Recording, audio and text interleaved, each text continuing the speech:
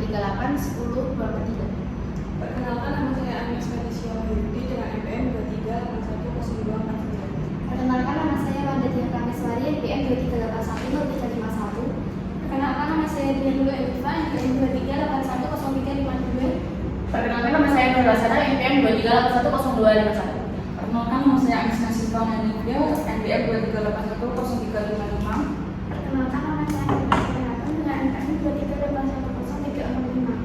Perkenalkan, nama saya Romatika Luluturjana dengan NPM 23810379. Pengertian uang. Uang merupakan alat tukar yang bisa diterima dan dipakai secara umum. Uang digunakan untuk memudahkan transaksi jual beli barang dan jasa. Uang yang pertama ada jaminan. Jaminan setiap uang yang diterbitkan harus dijamin oleh pemerintah atau negara tertentu.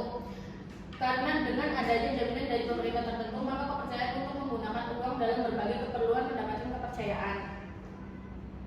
Khususnya pada uang logam yang sudah dijamin nilainya yang terkandung di dalam uang tersebut.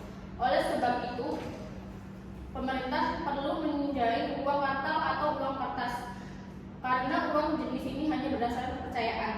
Dan yang kedua, disukai umum. Ialah uang harus dapat diterima secara umum oleh penggunaannya, apakah sebagai alat tukar penyimbun kekayaan atau sebagai start penyicil hutang.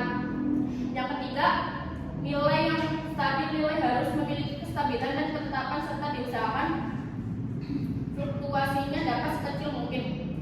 Apabila nilai uang sering mengalami ketidakstabilan, maka akan sulit untuk dipercaya oleh yang akan menggunakannya.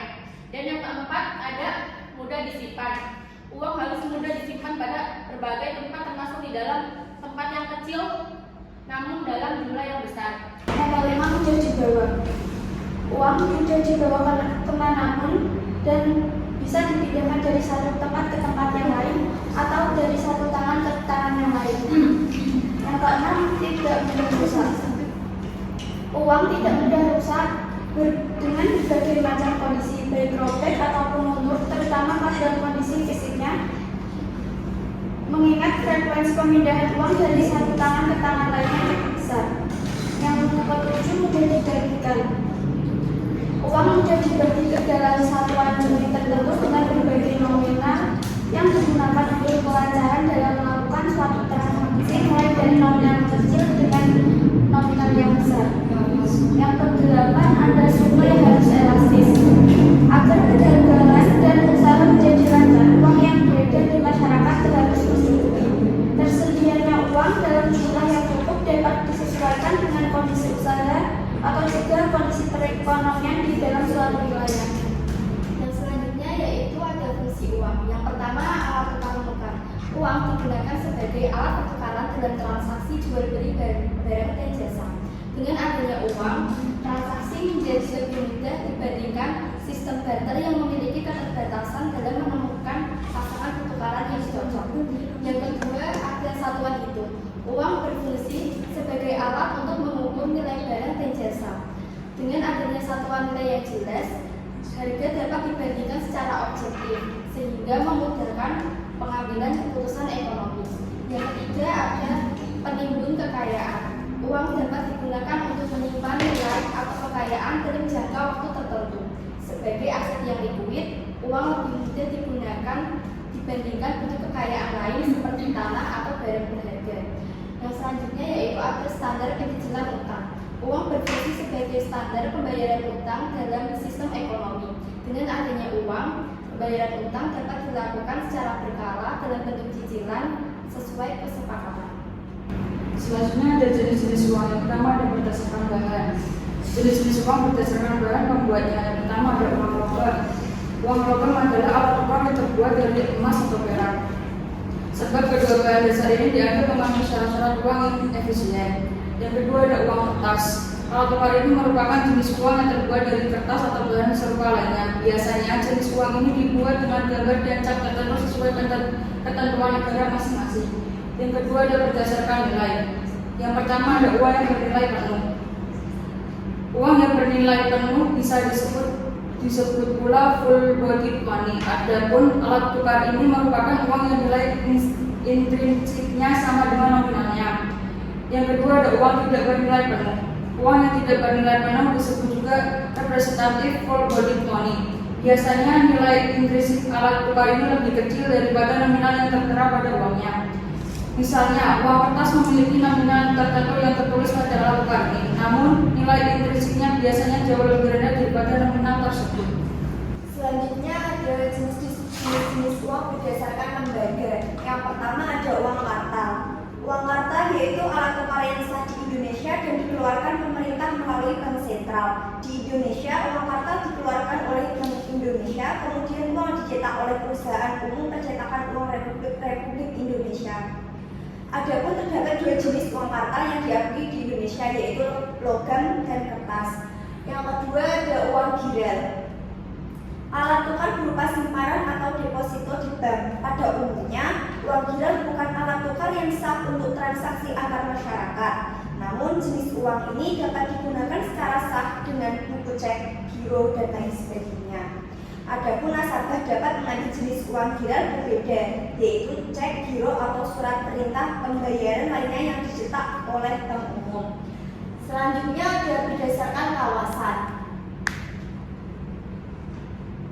Yang pertama ada uang lokal. Uang lokal merupakan alat tukar yang hanya bisa berlaku di suatu negara tertentu saja. Misalnya, rupiah merupakan mata uang yang hanya dapat menjadi alat tukar di negara Indonesia saja. Yang kedua ada uang regional. Uang regional dapat digunakan pada kawasan yang lebih luas daripada alat tukar lokal. Namun, penggunaan alat tukar ini masih dibatasi untuk kawasan tertentu pula. Misalnya, euro merupakan alat tukar yang dapat digunakan ketika berada di beberapa negara-negara Eropa. Yang terakhir ada uang internasional. Uang internasional adalah alat tukar yang dapat berlaku di seluruh dunia. Adapun uang internasional yang biasanya dapat digunakan di mana saja dan menjadi standar pembayaran dunia adalah US dollar. Demikian jenis-jenis uang berdasarkan lembaga. Selanjutnya ada sejarah uang. Yang pertama, tahap prabarter. Sebelum tercipta uang sebagai alat tukar transaksi ekonomi, ada yang namanya tahap prabarter, yakni manusia memenuhi kebutuhannya sendiri tanpa bergantung pada orang lain. Mereka berburu dan mengumpulkan bahan pangan sendiri.